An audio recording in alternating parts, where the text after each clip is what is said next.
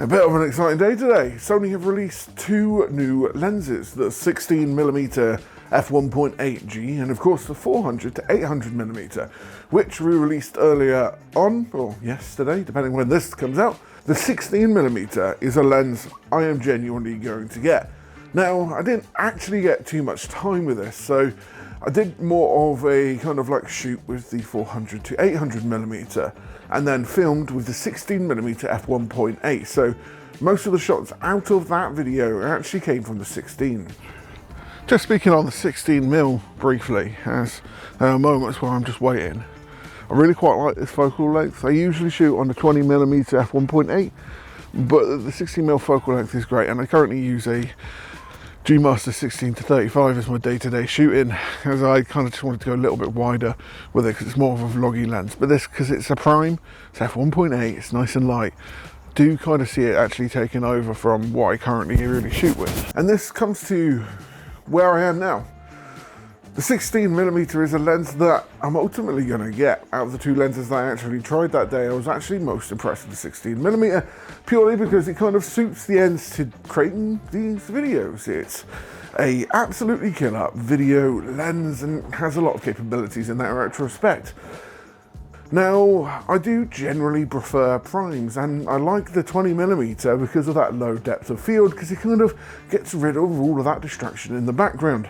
And with the 16mm, it worked really well for that, at least whilst I was down Cosmoton shooting with the 400 to 800.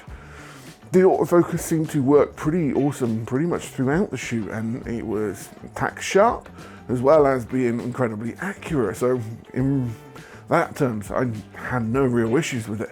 When it comes to photo, what I decided to do is later on, because it was an incredibly busy day, after everything been said and done, I actually took it out onto the streets of Cardiff just to do a couple of snaps in the night to, at least get some test images for you.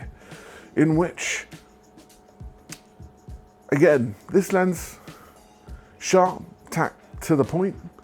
The photos, I think, had a very unique characteristics. The other side to it is that the lines, the other side to it is that it very much doesn't distort, which I think is kind of like a key factor to people who are actually looking at these lenses. All the lines do appear to be straight, and I think it's one of those kind of like lenses that could be really useful in a number of different situations.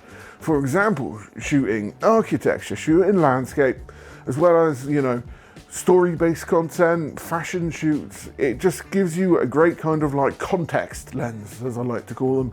It gives you a nice wide dynamic shot, as well as being able to go nice and tight and get some beautiful bokeh there as well.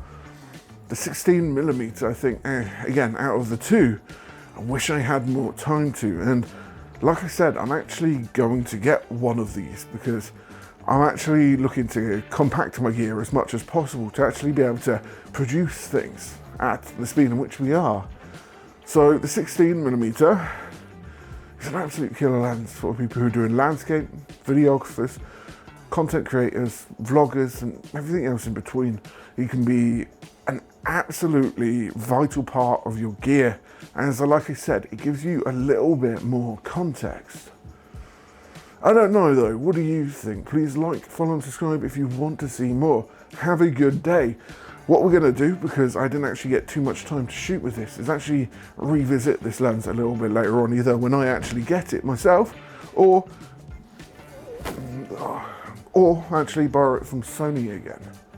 So yeah.